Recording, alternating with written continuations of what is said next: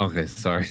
What's up, everybody? Happy Thursday. It's taking it back. I'm with Frank and Zach. Hope you're all having a wonderful Thursday afternoon so far. How you guys doing today? I'm They're eating the dogs. They're eating the cats. Eat the cat. Eat the cat. They're eating the dogs. They're eating the cats. The best part about it is that guy's a socialist, and he freaked out when he realized that conservatives were listening to it and having fun, and he locked his entire account down. This is made by him too? Well, I mean, he's the one who made the first remix of it, and then I'm sure other people have taken it now and spun it out into different versions. But his version that was shared by Benny Johnson earlier today, he freaked out. He locked his entire account down so that you couldn't see it on Benny Johnson's profile, and now it's everywhere. Like there's all these lesbians on TikTok dancing to it. I love this. See, I loved it too. And when I realized that he was a socialist, Yeah. I think is that I had to double guess myself. Is he just trolling about being a socialist? Because it's so good and it's so pro-Trump. Like here's a like they don't understand. It goes to show that they never understood like where God Emperor came from. No. It wasn't actually worshiping Donald Trump as a deity. It was that there is humor in going into this caricature world. Yes. And it's so much more endearing. And he did it so well. And when I heard that was an actual socialist who was pissed off that it got popular, I was like, well, if you're pissed off, why would you make it so? I mean, that was scientifically sound, that song. In his videos, I guess he had a song on Beat Saber a couple of years ago that had like 75,000 plays on YouTube. But like his recent videos have been getting like 112 views or something like that. So clearly, if he would have like just leaned into it and been okay with it, people would be listening to his stuff and be like, I got to hear the rest of this guy's stuff. It reminds me of Vic Berger. Okay, because Vic Berger's 2016 meme videos of Donald Trump at the debates, those were epic. I still play those on stream. It's some of my favorite stuff of all time, and he hates Donald Trump. There are such great. Oh man, the cat and duck memes have been incredible. Look at the one I just sent you, Adel. Yeah, that this is hilarious. I made a bunch too. Yes, DoorDash, Ohio. It's not funny because it's true, but it's funny. It is. It is. Oh my gosh. It's like we go further and further into the twilight zone with each passing week. I thought Trump and Biden like arguing about golf handicaps was going to be like peak debate 2024 moment for me, but Donald Trump talking about illegal immigrants eating the cats and dogs in Springfield, Ohio during the debate might have topped that. And I got to be honest, when I heard it, I said something inside of me, like when your cat or your dog puts its head up because they actually can psychically sense that you're coming before there's any real way of knowing it's you. Something inside of me said, you're not going to do this, are you? You're not going to do this. And then he said, they're eating the dogs. And I said, oh no, this. I said, listen, it's true. Is this the place you really want to inject this right now? Oh man. Oh gosh. I was so happy when you did it. I'm not gonna lie. Like I was like, man, they're gonna try to dunk on him in the short term for this, but that is a weird enough story that the average person's gonna be like, wait a minute, what did he just say? I'm looking into this. And a good portion of those people are gonna find the content out there that proves that it's absolutely true. And it's gonna do a couple of things. It's going to further, give him a bump on the immigration issue as if he needed that anymore to begin with. And it's going to further, I think, deteriorate the reputation of all of these places telling you this stuff's not true, like ABC and all these news networks, or even the city officials. I think people need to just because a city official, we've spoken to the city officials and they say there's no evidence of this. Like people need to realize that's doesn't mean anything. You know what I mean? And on top of that, you've got all of the residents of this area coming out and saying it's true. We've seen it. It's exactly like what they tried to pull in Aurora, Colorado. I mean, like they had to admit at a certain point that these Venezuelan gangs were taking over certain apartment blocks, and then the cops come out and they refute it. They're like, "Well, this is fake news because we don't have any credible reports of it." Okay, well, the Venezuelan gang members with illegal firearms are not waiting around for the cops to show up. And the illegals that they're terrorizing and extorting are also not calling the cops to make reports about, the laws that are being broken because they're breaking the laws too. They don't want to get caught up in something. So, clearly you have to go to the source. You cannot trust the city managers or the official sources or anything like that because they're just going to try to downplay everything. It's the same it's the same motivations for covering up and managing the situations in Europe. Yeah. I mean, it's partially politically motivated, and where they're all on the same side, and they don't want to ever admit defeat, even if it means people around them are getting brutalized and taken advantage of, and having citizenship completely negated. There's no privileges of citizenship anymore. But other than that, there's a real scenario here. The scenario is if any one of these people feels slighted in any way, shape, or form, if the heavy hand of the law comes down on a migrant in London or anywhere else, in Malmo, Sweden, or something like that, then you're going to have a kicking the beehive kind of a situation there. So it's also like self-preservation. That there are tens of thousands in Springfield, Ohio, for example, since that's the focus this past week, but it's all over the place. In a small place like that, where 20,000 Haitians have been put in there and have essentially raised the population of the city by a third, those are people who have no allegiance to the United States. They have there's no cultural cohesion out there. There's really not. There's nothing. It's a nation unto itself that's been injected inside of a foreign place. So it's an instant us versus them mentality, which is what multiculturalism is all about. You take stable, normal American cities, and then you put like witch doctors and everybody else inside of it. That's not going to create some kind of an amazing, harmonious utopia. They're absolutely ridiculous, these people who stand by this shit. So you mentioned Europe, and this has actually been going on all over Europe for quite some time. A couple of years ago, in the UK, the Queen, she's got like these official royal swans.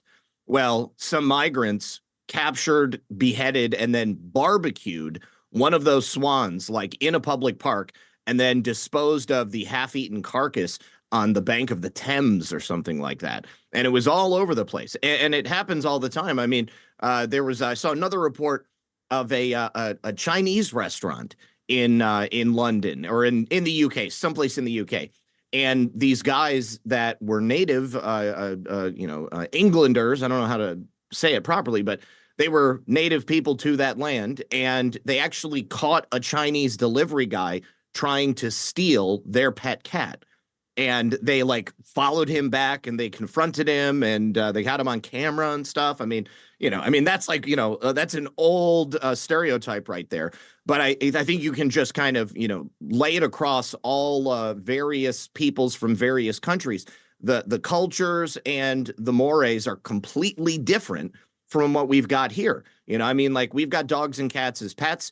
You go to any open air market all over China and you're going to see cages and cages of dogs, Shih Tzus or whatever it might be. And they're not there to buy to protect your home or to be a companion animal. They're there for stew, for tonight's dinner. Yeah.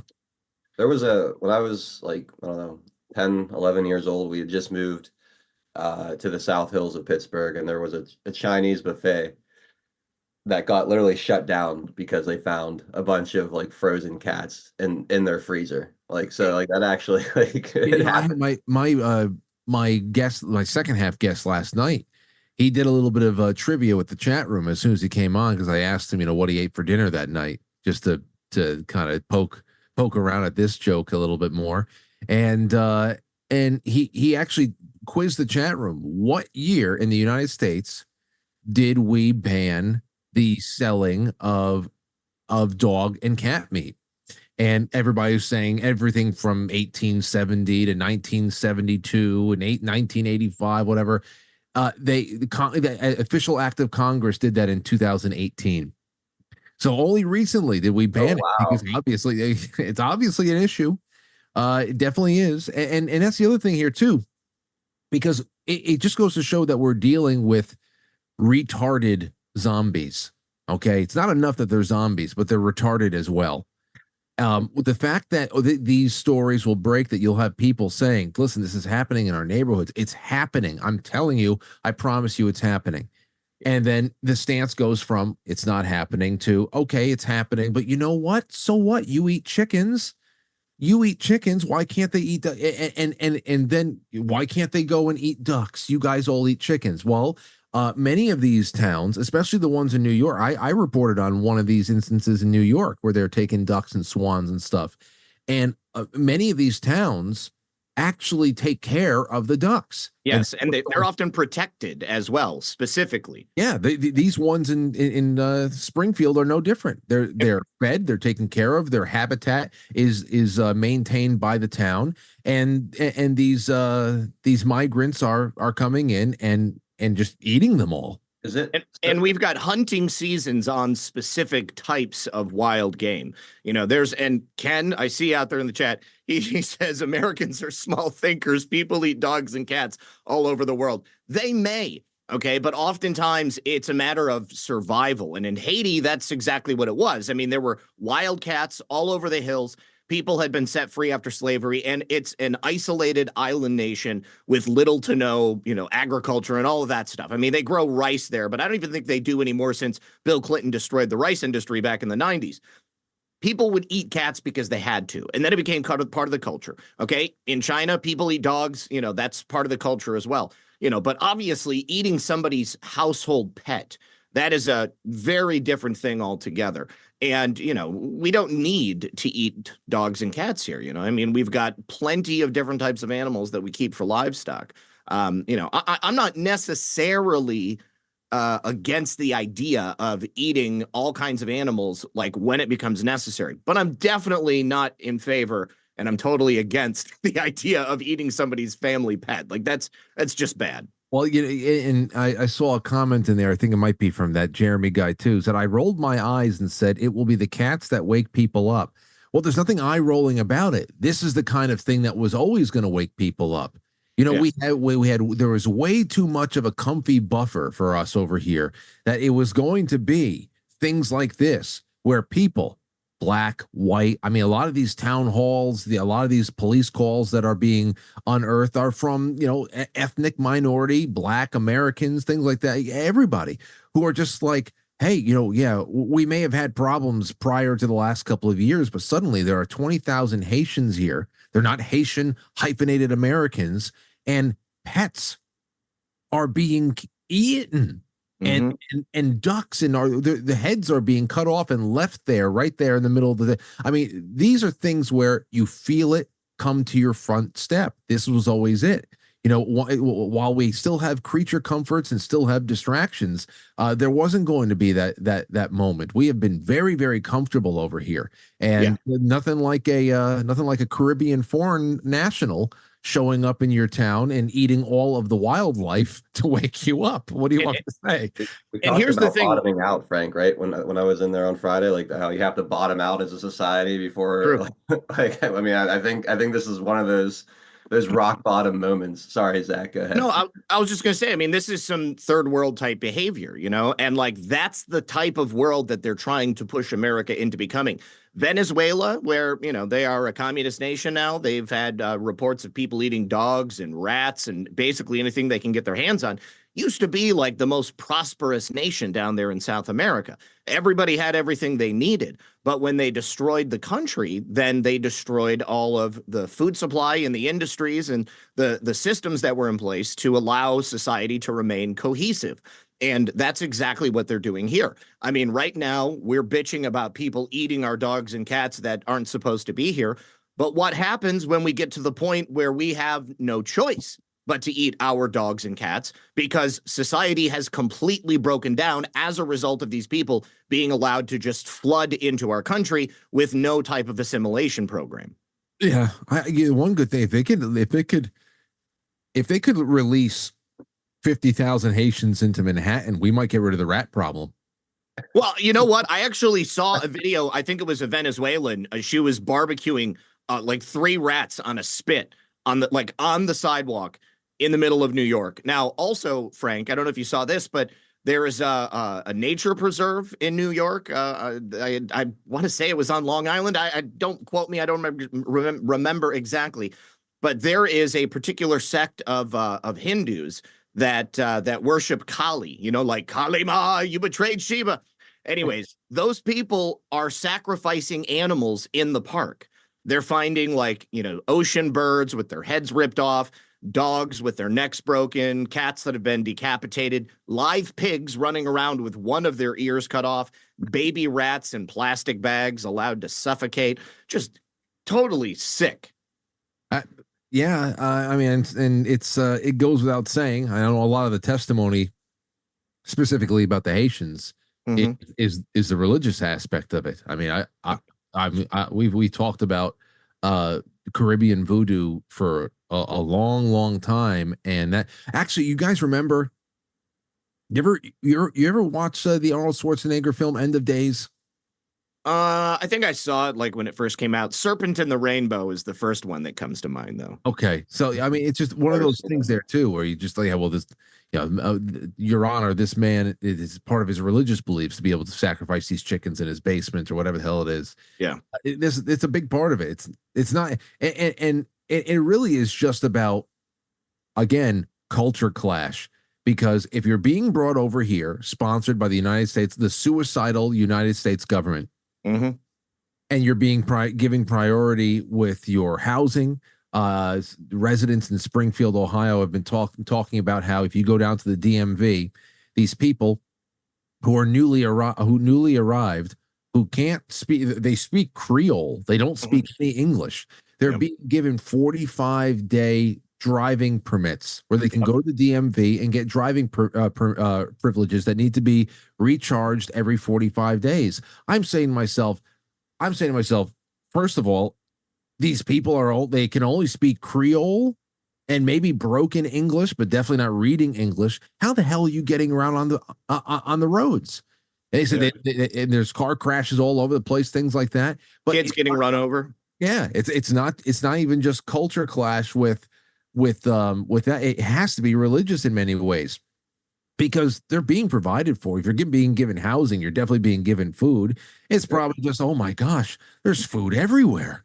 Oh yeah, and there's no boundary, there's no boundaries, there's no lines.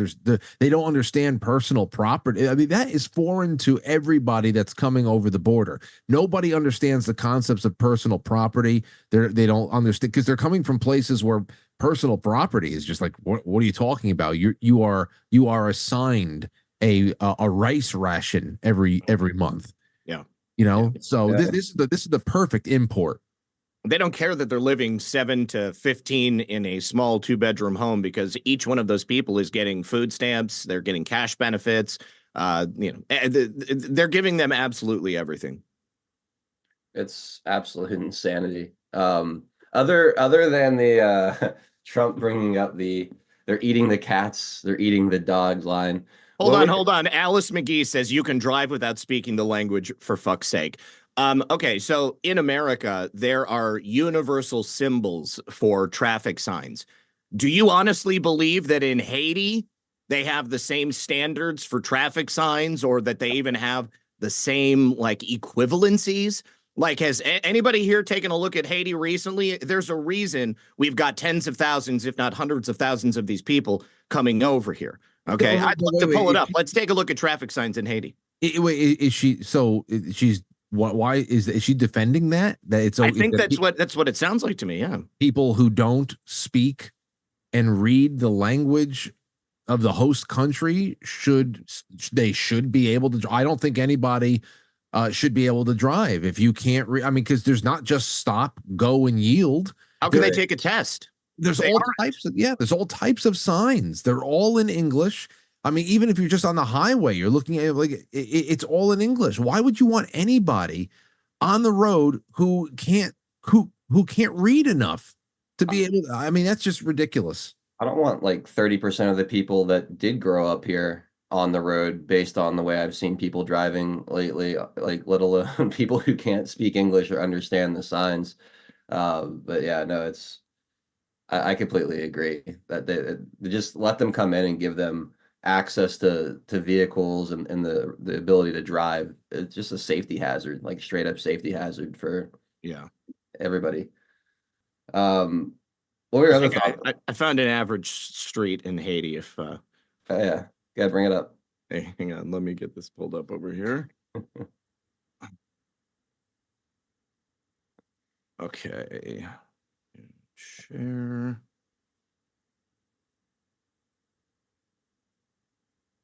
Okay, so that's it's a busy street in Haiti. Doesn't look like there's a sign or a traffic light even in sight. There's nothing like the roads aren't even painted. Yeah. They've got curbs. It's a start. Okay, well, there are definitely poles, but don't see much else. And this is fairly generous to when depicting Haiti, to be honest with you right now. Okay. Yeah. Yeah, slightly different than driving around the freeways in major cities here in America. It's just a little different. Yeah. What did you guys think of the debate on Tuesday night? I'm sure you both watched it. Were you as unimpressed by both of those guys as I was during the debate? I wouldn't say that. I mean, can't hear you at all. You're muted, Frank. Oh, sorry. Go ahead. You first, Zach. Okay, so from my perspective, it was Donald Trump versus two ABC anchors and Kamala Harris. I think it's pretty clear that Kamala Harris was given the answers and the questions ahead of time. She seemed to be better prepared than she's ever been at any point in her political career. Yeah, she usually has no recall. Yeah, absolutely none. And there were even times where she appeared to lose the thread, but then come right back to it because she had memorized it. Her entire shtick was to try to get under Donald Trump's skin, to lie about him and force him to defend himself. And then the ABC anchors were helping her out by not fact checking her and only going after Donald Trump. So I thought that given the circumstances of the debate, Donald Trump called attention to the things that he needed to call attention to. Okay, that being the fact that she has no plan, that being that if she wanted to be an agent of change, she's had the last 3.5 years to be that agent of change. She hasn't. Yeah, I mean, I thought that given the circumstances, it was as good as it could go. Now, the one aspect of it that I think was really interesting is that he forced her to say that she was in favor of Israel, that she was a supporter of Israel. That immediately disenfranchises all of those ultra left-wing, Gaza protesting people that have been around the country that didn't vote for Joe Biden in the primaries because they were unaffiliated. So that takes away a large portion of her voting base that she needs. Those are the same people that she fought to free during the Summer of Love back in 2020. And so that presents a nice little dichotomy. But it also gave Kamala Harris the overall sense from the debate that she won. And at the end of the debate, like less than 5 minutes after the debate ended, her people were calling for another debate. Now, she almost didn't even do the first one. Okay, she didn't want to do it, and she had not agreed to do a second one. But as soon as it ended, she was like, I won. We kicked Donald Trump's ass. I want another one. So Donald Trump played coy. He said, I don't think we need to do one. But the next day he agreed to do one. And this one's, I guess, going to be on Fox. And so it's going to be a different type of debate altogether. That's the latest. He agreed to do another one. Yes, I saw that the next morning he was on Fox and Friends and he agreed that he would do it. Wait a second. I thought just today that wasn't from today. I saw from Truth Social. Trump said that there won't be a third one. Okay. All right. Well, shucks. Maybe hold on. I'm. Yeah, I was under the impression that he said that there wasn't going to be a third, but maybe I'm missing something. Wait a second. Let me just go to Truth, and let me see, because I just want to know what the latest is on that, because I was wondering. Yeah. I was wondering there too. As far as her saying, we would love to do a second debate. I know why. I mean, after this production that they set up on what was it, Tuesday? When was this? Mm-hmm. Yeah. After that 3-on-1 production they set up on Tuesday, why wouldn't they say? Yeah. Because then at that point he either has to. Here, I got a quote right here. It says, okay, what is it? When a prize fighter loses a fight, the first wait, when is this from though? What's the timestamp? This is today at less than an hour ago. Okay, go ahead. Or a little over an hour ago at 3:08 p.m. It says, when a prize fighter loses a fight, the first words out of his mouth are, "I want a rematch. Polls clearly show that I won the debate against Comrade Kamala Harris, the Democrats' radical left candidate, on Tuesday night, and she immediately called for a second debate. She and Crooked Joe have destroyed our country with millions of criminals and mentally deranged people pouring into the USA, totally unchecked and unvetted, and with inflation bankrupting our middle class. Everyone knows this and all of the other problems caused by Kamala and Joe. It was discussed in great detail during the first debate with Joe and the second debate with Comrade Harris. She was a no-show at the Fox debate and refused to do NBC and CBS. Kamala should focus on what she should have done during the last almost 4-year period. There will be no third debate." Okay. All right. Well, I mean, I agree with him on all of that stuff. You know, I mean, if the debate terms had been a level playing field, people would not have had the impression that they did. Now, here's the thing. Mostly I'm seeing like hardcore Kamala supporters, people who were always going to vote for Kamala Harris, saying that she won the debate. You know, I personally think that that Donald Trump won the debate, and undecided voters, independent voters, also seem to think that Donald Trump won the debate as well. There's only like this sect of like MAGA people who are like, you know, Trump blew it. He didn't say the things I wanted him to say. And I see that all the time. People get too hung up thinking that, you know, they want to see a certain thing or they want to see him perform in a certain way. And, you know, I personally am not interested in seeing Donald Trump, you know, work to, you know, milk toast his message so that we can bring in undecided wine moms from Napa Valley. I want to know that Donald Trump is going to get back into the White House and he's going to kick ass. And I think that his cease and desist from about a week ago, I think it was on the 7th. I put that out on Twitter and Truth Social. I think that's about the strongest message that anybody could hope for, saying basically, come try me, bitch. Like, we're watching. And when I get back in there, you're going to prison. And, you know, Elon Musk auditing the government, shutting down half of it. That's what I want. If he wasn't debating one of the most unlikable people in the history of Washington, D.C., I don't think that he wakes up the next day and say he won with that performance personally. No, I'm with you.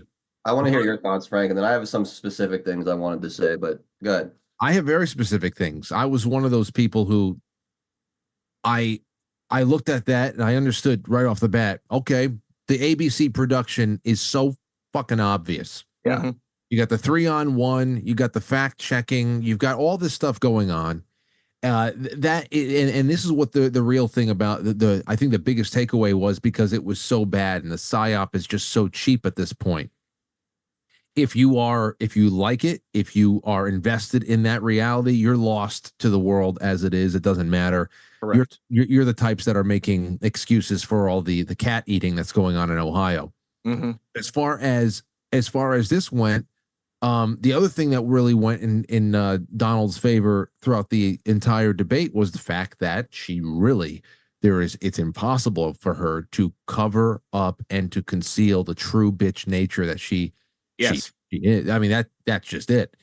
But when it comes to him, his team is not without blame for the optics. It's totally fine for him to be up there and take the slings and arrows and have everybody see what kind of a farce this thing is. But whoever prepares him for debates, I mean, it may be the last debate he ever does, but they should have been fired a long time ago. And I'm not talking about Zach milk toast messaging for wine moms. I'm talking about I want to see these nitwits, even though it was 3-on-1, they should have been torn to shreds on certain things, as they stood on nothing but platitudes and empty appeals to emotion and tabloid level stories, level stories that even Snopes doesn't defend anymore. Mm-hmm. So, for example, I had a couple of examples last night, but I'll give you two of them. Number one was abortion. Yes. You can rest your head if you're Donald Trump. You can set up your entire defense, your entire position in 25 seconds on the Bill of Rights with abortion. It's not, now listen, it's not going to win anybody over who is, just bloodthirsty, whatever, but it takes all of the fangs out of their sob stories about little girls who just have no place to go and kill their children. All he has to do is just rest on his very, lifetime's worth of moderate stance on abortion. He's been a moderate on it his entire life. Roe versus Wade was about Article 1 and appropriate checks and balances. The federal government has no authority on the issue one way or another. So when they say, but will you veto an abortion ban? He should say yes. And I would also veto pro-abortion legislation because it's a state issue. And then then to turn it around on them, he can say, and just for, I would just like to ask, how many oaths has Vice President Harris taken to defend the Constitution? Along those years, has she ever read it? And my guess is that no one at ABC has read it either, because Article 1 is very short. You set that up in less than 25 seconds and then let their sob stories go on. He could simultaneously sell himself as the most pro-life and pro-choice president ever with that, because literally saying, if you live in a liberal state and you want all the abortions to your heart's content, those states can do that. If you want no abortion, those states can do that too. He literally took away the federal government's ability, or not him, but the ruling. But this is why I'm saying, Adel, this is why he needed some competent, simple coaching on this from an American standpoint, because he tried getting there. He actually used the example of Ohio and Nebraska, two red states that went liberal with their abortion policies right after Roe v. Wade was reversed. That is the American experiment there. 50 individual testing zones for this stuff based on what those constituents want. Now, the other thing that just blew my mind, there's so much here. The Kamala's ethnicity thing. That was dealt with decently enough, but he could have turned that around right on them. But speaking of this one, the biggest missed opportunity of the night, I had just gotten done at 7:00 doing a show with my guest talking about the brand new wing of the Donald Trump platform that RFK brought to the table with chronic disease. Mm-hmm. These halfwits at ABC go and bring up the age-old repeal of Obamacare bullshit. Mr. Trump, do you want to repeal Obamacare? And if so, what do you want to replace it with? He says, I have concepts. I mean, wait a second. Just first of all, be confident in saying, yes, I want to repeal it. I believe that we have far more opportunity in competition of the free market to bring costs down with competition and opening up the portals and all that other stuff than we do with government monopoly. That's number one. Number two, that is when you talk about how you just added RFK to your campaign. He just published, like 2 or 3 days prior to the debate, a 12-point specific policy collection in the Wall Street Journal that actually addresses the healthcare problems. They're talking about all the things they want to do to actually address healthcare. I mean, it was such a fucking slam dunk. It's not milquetoast to me, like stuff like that. Okay, I absolutely understand that, and everything that you're saying is totally on point. I get it. It was like watching your favorite football team and just watching the quarterback not see the wide open receiver streaking downfield over and over again all night long. Like so many yards left on the field the entire night. And again, if he wasn't playing against a JV team to carry the analogy forward, I think it could have really hurt him. But the fact that, like you said, Frank, or Zach, I can't remember which one of you, that she's just so bitchy and she can't help her facial expressions, and she just naturally turns people off to such a degree that you don't need Donald Trump's A game to beat her. But yeah, I agree. Like I just there was And a lot. I only bring that up because I just want to see him do better. And you know, I think that the cheapness of the production was enough to make people know what was going on there. But I want to see this media that I hate so much just starved of their sustenance. I want them to wail when things don't go their way. That's just the delicious demonic wailing for a week and a half. I love it afterwards. I just want them to fucking writhe. Well, would you, if you guys were Donald Trump there, would you have called them out, right? So Kamala Harris brings up Charlottesville and the bloodbath quote, right? And this is not long after you had the moderators like try to tell Donald Trump whether or not he was being sarcastic from a previous quote, for crying out loud. And they fact checked them on abortion, which they were totally wrong about, by the way, with they're fact checking him 2 or 3 times, debating him as moderators, and then Kamala Harris tells the Charlottesville lie in silence. If I'm Donald Trump, like I take some of my time right there. I'm like, what are you guys doing? Like you've fact checked me 3 times. She just impugned my character with a debunked hoax with this Charlottesville good people on both sides thing, and you guys sat there and allowed her to do it without any pushback. Why am I the only one that you're fact checking? Like I feel like something could have been said there. Normally I would say that kind of makes you look petty or weak, but in that situation it was so blatant, so obvious. To call it out on that stage, I thought would have been a smart move. Well, you know, the crazy thing without and that in particular was that 2 days before the dementia debate with Joe, Yeah. it was 2 days before that debate is when Snopes officially reversed all of its positions, said, yes, no, this has been debunked. He wasn't calling Nazis good guys. I mean, that was put to bed even by Snopes standards 2 days before the June debate. The fact that she not only brought up Charlottesville, but even referenced the tiki torches again, it's just like, yo. It was the same playbook. I was shocked that that was allowed to go through. And I honestly, I was pretty taken aback that he didn't mention something about the fact that that was debunked.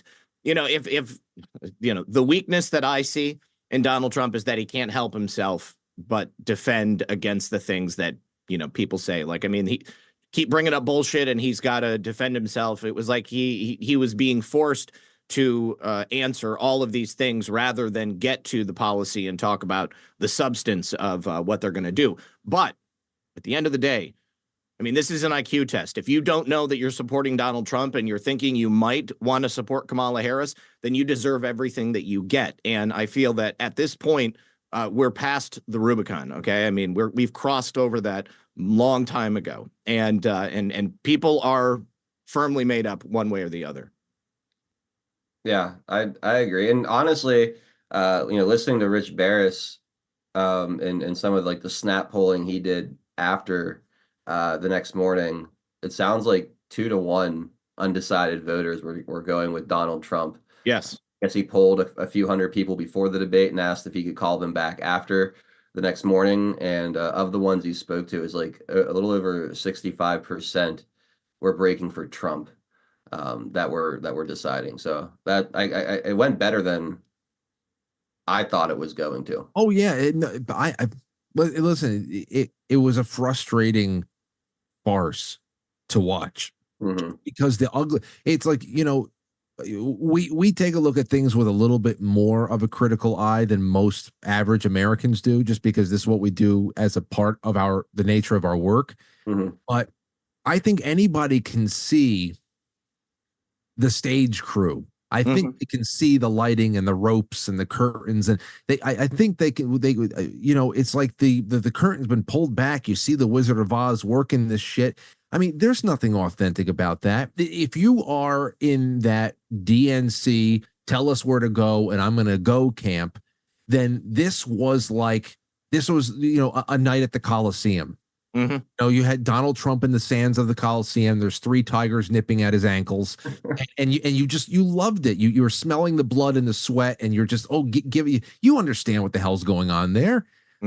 There was no substance, and anybody who listened to that woman anytime over the last 10 years has never heard a coherent, cogent thought leave her mouth. And the fact that she was able to string a few of them together, I'm sure there was more than a few voices in those earrings of hers.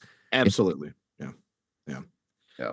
But yeah, I mean, even given all of that, I said the same thing on the night of the debate, Frank. I mean, it was just platitudes. There was nothing of substance to anything that she said. I mean, she sounded like, a creepy teacher that wants you to, wants to comfort you when you're crying or something like that. Like, she wants to take care of America. She suddenly is all soft and cuddly. I mean, it was just totally devoid of anything of value.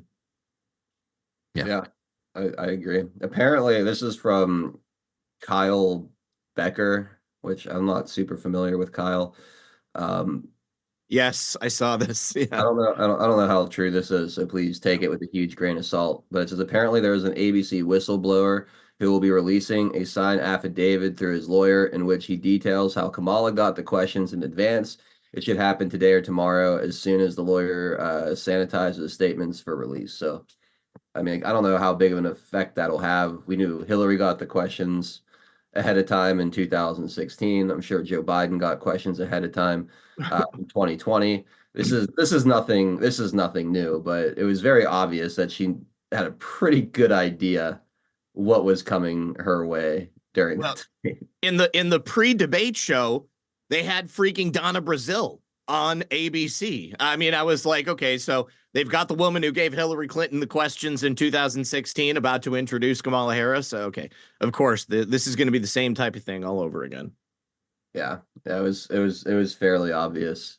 Was there anything else that jumped out to you guys about the night? I didn't watch a lot of like the post-debate coverage in the mainstream. I don't know if you guys looked into that at all to see if they were spiking the football or. Oh yeah, definitely. No. It was like a 24-hour hand job for Kamala Harris. Yeah, I shut the computer down. I went home, and I jumped into the hottest shower that I could handle. I did not look at any of the posts, anything. No way in hell. Yeah. I'm so happy it was over when it was over. Yeah.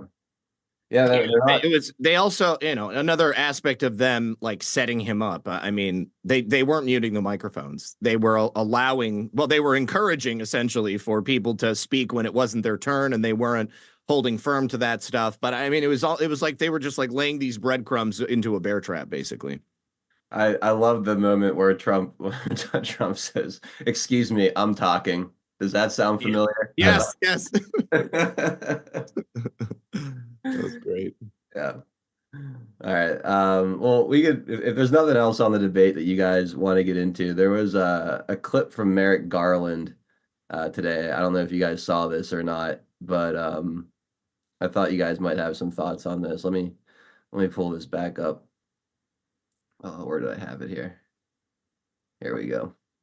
So Merrick Garland talking about how we should respect the DOJ and how these conspiracy theorists are dangerous. We'll just take a listen. Share sound.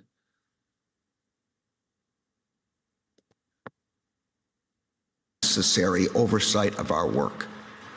These attacks have come in the form of conspiracy theories, dangerous falsehoods, efforts to bully and intimidate career public servants by repeatedly and publicly singling them out, and threats of actual violence. Through your work, you have made clear that the Justice Department will not be intimidated by these attacks. But it is dangerous and outrageous that you have to endure them. It is dangerous to target and intimidate individual employees of this department solely for doing their jobs. And it is outrageous that you have to face these unfounded attacks because you are doing what is right and upholding the rule of law. You deserve better. You deserve gratitude for the noble and difficult work you do. You deserve recognition for the integrity and skill with which you do that work. I'm telling you. You deserve to be honored. The work you do every day makes a difference. And the way you do that work makes clear that the public servants of the Department of Justice do not bend to politics and that they will not break under pressure. You're a pathetic twerp. If this is not the man that Kyle Dunnigan created the Wendell character after, I would be very, very surprised. He's Kyle Dunnigan's Wendell. I don't know who Kyle Dunnigan is. Yeah, I don't get the reference either. No, the comedian that does a lot of the impersonations. He uses the face filters. You've definitely seen some of his stuff. Oh, he does like Gary Busey and stuff. Yeah, well, everything. Okay. Yeah, no, I've seen it. I've seen him, but I'm not real familiar with him. As I said, I gotta find. Oh, okay, you guys talk. I'm going to find the first time that Wendell appeared. That was when I was sick with COVID in 2022. Yeah, I'm not familiar with that at all, to be honest. But this is the second time that we've seen Merrick Garland come out essentially and give some kind of speech about conspiracy theories and how dangerous they are to whether it's election workers or DOJ officials. It's the projection is amazing. Like, they weaponize these institutions against Americans. They the amount of fraud and prosecutorial misconduct and all these things that they do, and then people talk about it, and they act as if, we're the threat, we're what's wrong with the country. It's infuriating, man. All right, you said this is Wendell the librarian. This is the day that Wendell showed up for his first sketch, and I was just recovering from the flu. It was around April 2022, and it was just, he's so pathetic, but it's Merrick Garland. Let's see. As I said, my name is Wendell. And I love books, and I'm doing what I love because books are my friends, and I'm surrounded by my friends every day. Wait, it's just a real quick question about you're licking your lips a lot. Yes, I have a medical condition where the bottom lip, a lot of it is supposed to be on the inside, but it's on the outside, so I have to moisten it often. A lot of the kids at school would make fun of me. They can be cruel, but I wouldn't run home to my parents. I would run home to books. I would just pour myself a tall glass of adventure and open a book. Wow. When I fell in love with books was when I was in junior high and I was beating something merciless. When I was at the hospital for 6 months, I wasn't really there. I was traveling around the world with books. Wow. My first stop was Mexico with the book El Caso Rojo. Then I journeyed across the Atlantic. Yeah. And I ruled France as Napoleon Bonaparte. Wow. So when you like get into a book, you think you're like the hero of that book? Well, books take us away, don't they? When I was about 12 years old, I was very much allergic to the sun. Still am. But at that age, I couldn't even spend a moment in sunlight. And at the beach one day, I was under my umbrella. Well, wouldn't you know it? Another 12-year-old boy, he came up to me and he said, "Would you like to play at our wiffle ball game? We're short a player." And I told him, "I'm sorry. I can't spend a moment in the sun. But I'll tell you this. I'll make you a deal. If that wiffle ball comes into my shaded area, I will pick it up and I will toss it back. And in a way, I will be in the game at that moment. Now, if you'll excuse me, I'll have to go sail the 7 seas." You do a good job, like just busting into a stream. It's so awesome. Yeah, we have a lot of access to computers here at the library. Come on down. Maybe There's a lot of homeless people urinating in the foyer, but once you get around. And then there's Merrick Garland. Merrick Garland, everybody. Oh my god, that's pretty good. It's pretty good. I'm gonna go subscribe to him. It's great. I've had so much fun on the Kyle Dunnigan channel over the years. I don't know how I've never even heard of that before. Dude, there's some really, I mean, some of his Sylvester Stallone bits are fantastic. He just has so many face filters for celebrities. Like when he does Alec Baldwin bits are hilarious. He just makes him this pretentious bastard. It's oh man, it's good stuff. Love it. Oh god. Anyway. What does he really look like? Oh, there he is. That's yeah, him. I see him. Okay. Good. And that guy Kurt, he's the guy that was far right on the screen. That guy Kurt, he's like one of the regular co-hosts and producers on the Jimmy Dore show. So. I knew I'd seen him. Yeah. What did you guys think? I know, Zach, you got to leave real quick. What did you think about all of the press that Dr. Robert Epstein's been getting the last couple of days? I only saw one thing about it, and I don't even know what it was. He was like being interviewed by somebody. I'm assuming it's in relation to Google's antitrust case that's going on right now, or maybe they're just coming back to the same story that we've been talking about for the last 8 years. I'm not certain. Put out a video where he got one of his swipers got a Google employee talking about. Yeah, I did see that, but I didn't see Robert Epstein talked about in conjunction with it. I mean, it's natural to me that Epstein would be in the news, given that Google is in the news for this stuff. Got you. Yeah. All right, guys, I got to bounce. All right, Zach, thanks, man. We'll see you. All right, there he goes. He'll be live in 7 minutes if you guys want to go hang out with Zach a bit later. Frank, what do you got going on tonight, man? What's on the agenda on Quite Frankly? Oh, I'm going to smash my head against the wall until I pass out. That's what I'm doing tonight. Oh, I have Leo Zagami coming on the show in the first hour. He has just published the latest volume in his Confessions of an Illuminati series, the 11th, and this one is all about the origins of MK Ultra, mind control, and a few other, from Sun Tzu to MK Ultra. I think that's what it's called. Anyway, we're going to be talking about a whole bunch of things. And then in the second half, I would love to get into some of the media that we have coming out of Springfield and some other fun stuff, and take calls that I couldn't take last night. Really, really great show last night. But again, man, thank you for coming and hanging out in studio last week. That was really awesome last Friday. Yeah, it was so much fun. It was a pleasure coming out, and it was, yeah, like I said, something I've been wanting to do for a long time. So it was a great experience. I had a ton of fun with it. It was fun hanging with Matt too. He's a funny guy, man. And yeah, just enjoyed the whole trip. It was a blast.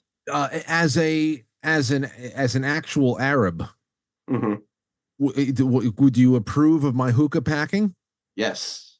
Yeah, you did a good job. You did a very good job with that. The one I had, the choke was a little clogged, but it still hit pretty good, all things considered. So I think I'm gonna get rid of those. I think I'm gonna go back to the 12-inch hookahs. I think they're a little bit easier to maintain, but I don't know why that thing gets clogged. If we had a little bit more time, and if I had some paper towels, I would have actually taken some time with the scissor and cut up the shisha a little bit more, fluffed it a little bit more. But I think we had some good pulls. No, it was fantastic. It added to the night for sure. It was a cool vibe, man. I love the studio. You have a really nice spot. For those of you that just watch Frank, through the live stream, you really don't get a feel for how awesome the space is. Like, you walk in there and they got the recording studio, a really cool lounge area. Then the talk show studio is super cool. All kind of crazy neat things on the walls. It was it's a lot different vibe than the little closet I'm sitting in right now with my fake green screen behind me. So for me, it was just really neat to broadcast from like a professionally set up environment, as opposed to kind of building everything with spit and glue the way I've been doing it. Well, next time you're in, it'll probably be a little bit more tinkered with, because as you know, I'm doing a big rebrand. and there are some elements of what's going on in the studio that should probably be tinkered with as well, so that it reflects every website that it's going to be hosted on. So that's it. The hookah flavor of the night. Oh, that night, Adel and I, we improvised. I thought all of my favorite flavors, which is mint and orange mint, they were over here at my house. I had gone to the studio to pick it up. What was left of the studio was the blueberry, and then I found a sample packet of mint that Adel was like, mix those two together, man. And we made a really tasty blueberry mint combination. It was really good. That's the best I've ever enjoyed a blueberry pack. Yeah, yeah. Anytime you take a berry or something sweeter like that, or even citrusy, and you add that little bit of that menthol feel to it with the hookah, I find that those to be the best flavors. Like blueberry lemon mint, orange mint, like you said, is really good. I've had raspberry lemon mint before. Those are always my favorite when you Yeah, cut the fruit, a little bit of mint. I find that the citrusy ones are really great to lay into. I've had my worst experiences. There's so many flavors out there. Like how do you pronounce it? Alfachar? El Fajr, yeah. Alfachar? Yeah. You Anyway, gotta kind of kick up a little phlegm with the H. Alfachar. Yeah, yeah, Well, yeah. I like that with the molasses. We did try Star Buzz. I think Star Buzz had it's like a honey base. Mhm. But we tried that before, and anybody that gets outside of those flavors, like like we were talking about before, citrusy things like that, fruit flavors, I don't like them. Especially like Sex on the Beach or something else, and you're just like, oh man, don't do this. Yeah. So I like it keeping it basic, like primary colors. Yeah, yeah, less is more with that for sure. They get a little too creative for their own good sometimes with the flavors. So I completely agree. I grew up smoking nothing but double apple for like the first 5, 6 years of my hookah smoking life. 'Cause that's what my Oh, dad always got was that double apple. It tastes like licorice a little bit. It's I don't like that. Yeah. yeah, yeah. So it's been nice to expand my horizons since. But yeah, man, it was a great time, and I can't thank you enough for having me. I hope to do it again. Oh, I can't wait. I can't wait until you do. And everybody at home, thank you so much for welcoming me here on Taking It Back once again. And thank you to everybody at Badlands. And I'll talk to you afterwards. All right, sounds good, Frank. Have a good show tonight. Take care. All right, there he goes. Frankie Val, quite frankly, .tv. 7 to 9 p.m. Monday through Friday. Zach Payne, redpill78news.com. He goes live at 5 p.m. Monday through Thursday. And then he's got his Friday and Saturday night shows as well. My name is Adel Nero. My show or my channel is 412 Productions. You can find it on pill.net. That's the best place to watch me. We're also on Rumble, DLive, CloudHub, Odyssey. And if you want to follow me on Twitter, I'm at 412anon87. If you want to follow me on True Social, just at 412, super simple over there.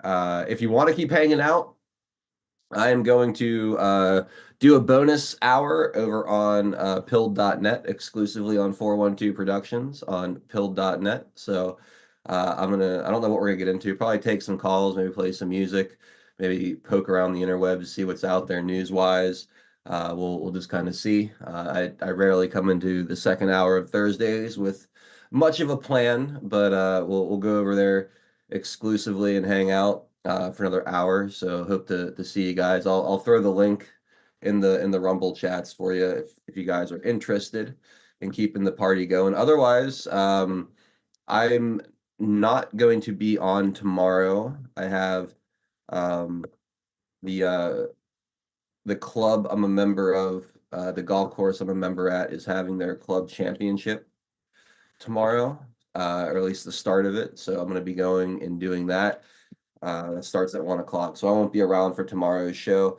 But I will be back on Monday for sure at 4 p.m. Eastern time. And there is a chance that my buddy Drunk Pinata and Tennessee Homesteader will carry the 4 o'clock time slot on Friday, but I'm not going to know probably until Friday morning whether or not that's going to be happening. So you'll just have to keep an eye out for the posts, and I'll try to let you guys know on Twitter, Truth and Pilled, what's going on as soon as I know. But yeah, let's all hop on over into the comfy bunker on pilled.net if you want to keep hanging out. Otherwise, have an awesome rest of your Thursday, And I'll catch you guys on the next one.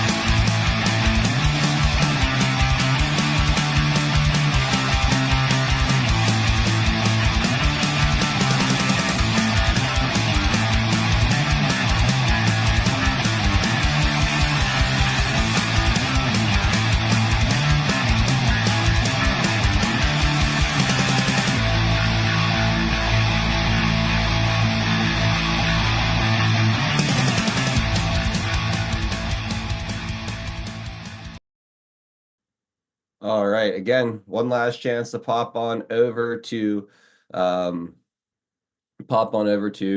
pill.net if you want to keep hanging out. Otherwise, have a great rest of your Thursday, guys.